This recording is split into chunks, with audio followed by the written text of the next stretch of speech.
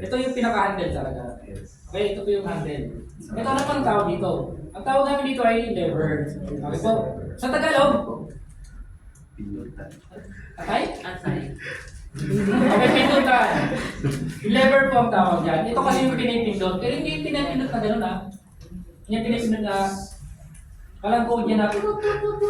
Alexa. Okay.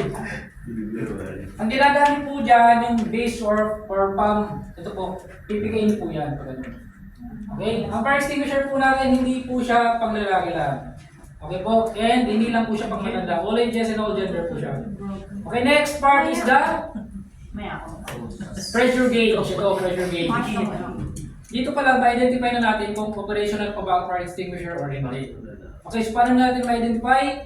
So mapapansin nyo yan, kapag nilapitan nyo, left and right, kulay red. Yung letter B na parang ganun dito sa gitna, green. Kapag yung araw nakatutok sa green, operational po yan. Kapag yung araw nakatutok either left or right na red, non-operational na yan. Okay, kahit konti lang. Next part, yung hose po niya. Yan. Oh. Ay po, yung host po niya, ito medyo matanda na yung host niya eh. Okay. So yung host po natin, ito po yung host. Ito yung host ha, ito yung mga natin. May silver din po, may silver din dyan.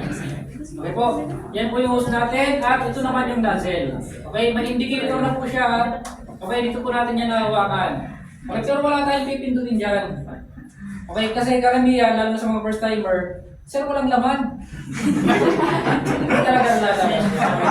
Okay, lalo na kapag natataranta na.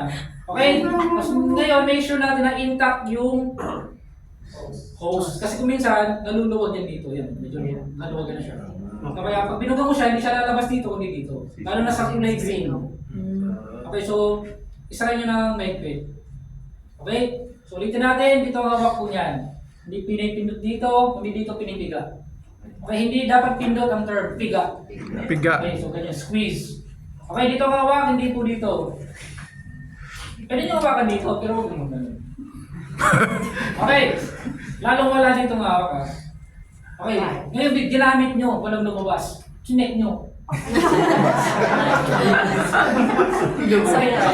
Okay, huwag nyo pong i-check na pala nyo. Okay, tapos kapag nahawakan nyo na, huwag nyo itutok kung saan-saan. Ganun. Itutok nyo lagi sa baba. Para in case na napigaan nyo ng accidentally, palabas yung buga niya. Okay?